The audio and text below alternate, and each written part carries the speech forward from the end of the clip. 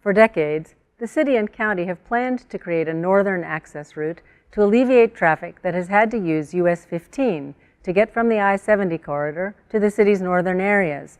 Monocacy Boulevard is accomplishing that. It is a multi-year, multi-phase, multi-million-dollar project. Mayor Michael O'Connor and I are here with Public Works Director Zack Kershner and Deputy Director Tracy Coleman, who have worked closely on this project through the years.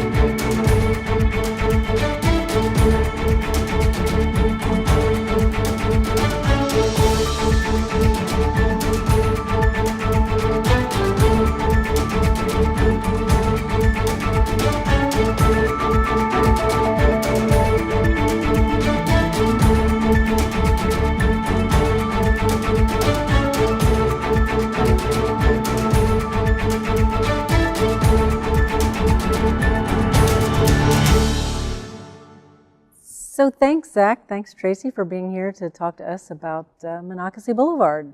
Big project. Pleasure being here. So there's so much to encompass. What can you tell us about where it is at this point and where it's come and where it will end up? Sure. I'll give a brief introduction. Currently, we're working on the center section of Monocacy Boulevard. That was broken into two pieces. The first phase was completed a couple of years ago to connect from Hughes Ford Road to Schifferstadt Boulevard and to tie into what was Gas House Pike. It's now East Church Street and Monocacy Boulevard. So that was completed about 3 years ago, and now we're working on the second phase. Right.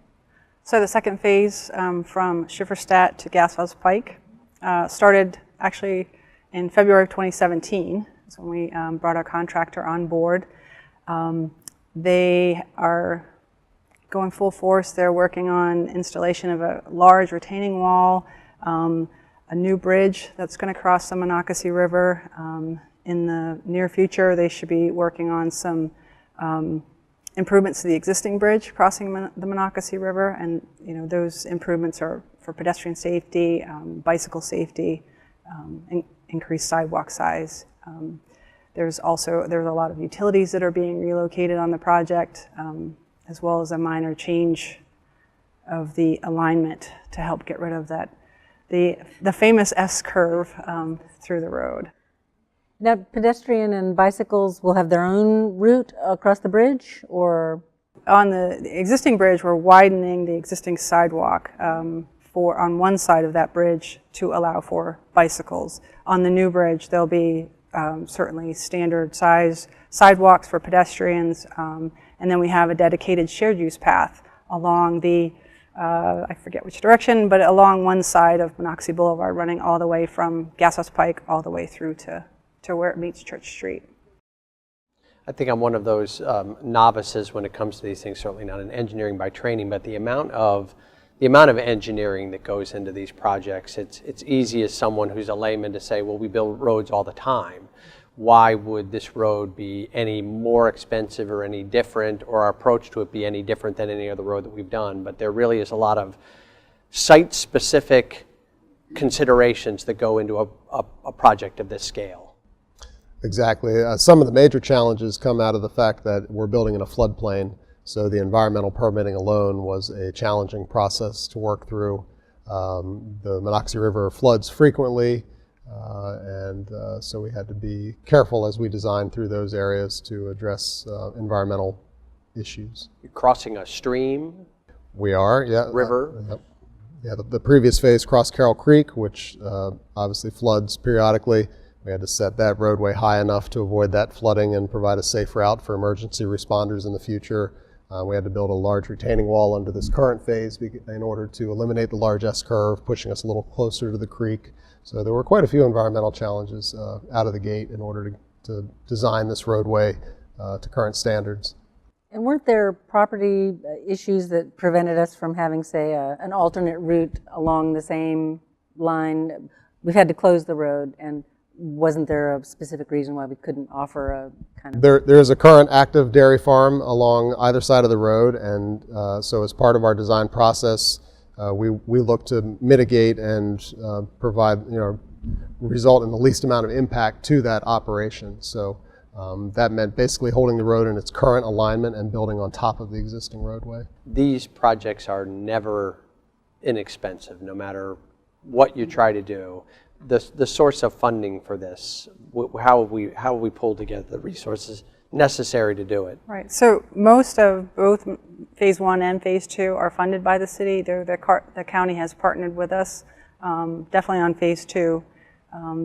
As of right now, they're contributing about a third of the cost of the project, about $8 million, a little more than that.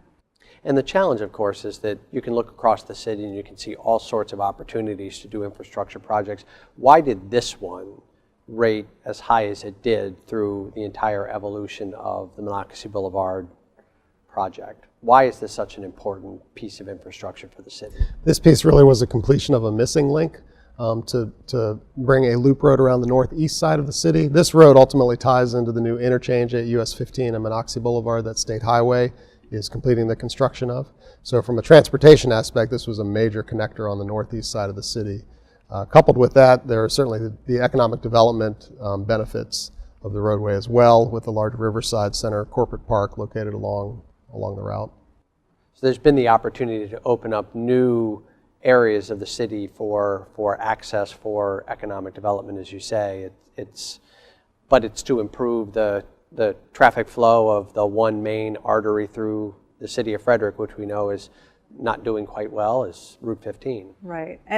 So it provides a much wider roadway than exists there, a much safer roadway to access Riverside, to connect US 15 to I-70 to the south.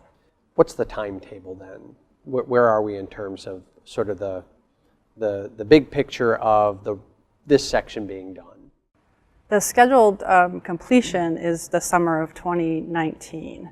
That's for the completion of the roadway. All of the amenities will be in, the sidewalks, the stormwater management facilities. We envision or scheduled to have the roadway open for users in the spring or April or 2019. What is the total cost of this phase? You said the third is being paid by the county. The current phase under construction is approximately $22 million just in construction. There was design and permitting as well. The overall cost of the entire project, the center section, from beginning to end, is approximately $40 million, and that included right-of-way acquisition and the previous phases. And the long-term transportation objectives of the city is that this will connect into, you mentioned the interchange at Route 15, but this road continues north and west around the city. So to the west of the interchange at Route 15, the road becomes Christopher's Crossing. We have two projects in planning stages, one close to, hopefully, construction for Christopher's Crossing and filling in another couple of missing links, one across the Sanner Farm and then the other a little bit further out for construction is across Area B of Fort Detrick. And these are all the challenges with these. It's always dependent on pulling together the funding sources, getting it programmed, understanding all of the steps that are necessary. It's not just a commitment one day to say, well, we're gonna finish this piece. It takes, in some instances, years to bring a project from concept to completion. Absolutely. It's definitely years in the making. Every city has traffic concerns, and traffic users are often troubled by a traffic jam or a lack of access to a road. This closure was no different. What are some of the benefits that will come in terms of traffic flow? We've talked about it be wider, but how exactly will that improve everyone's driving? Well, Monocacy Blvd is going to be, this section is going to complete the 4-lane section of Monocacy Blvd. So we went from a 2-lane substandard roadway that used to be Gas House Pike to what will be a 4-lane divided roadway. So obviously it'll carry a lot more vehicles per hour per day than what we used to be able to carry. And US 15 between Jefferson Street and Monocacy should feel some of the benefit of that. Is that the... Yes, this will provide an alternative route for that traffic coming back into town from the Baltimore area.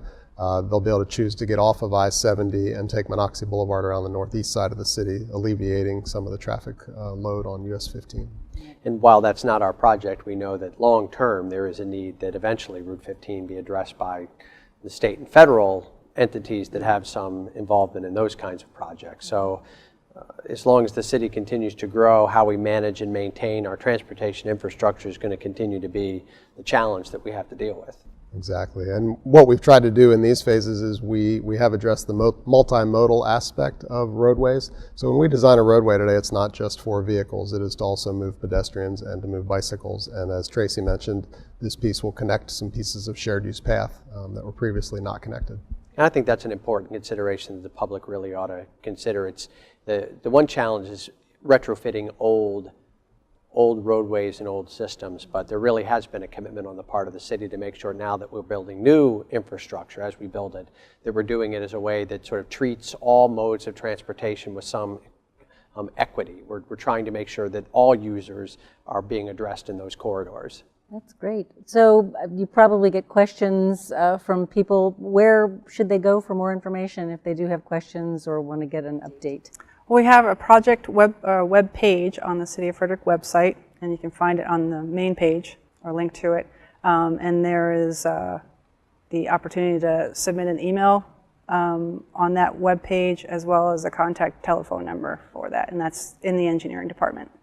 And that's kept regularly updated to keep people informed of where we are progress-wise. Yes, as best we can. Yes. www.cityoffrederick.com. Thank you both. We certainly appreciate everything that you're doing to keep this project on task and hopefully on budget and on time. It's our hope. Thank you.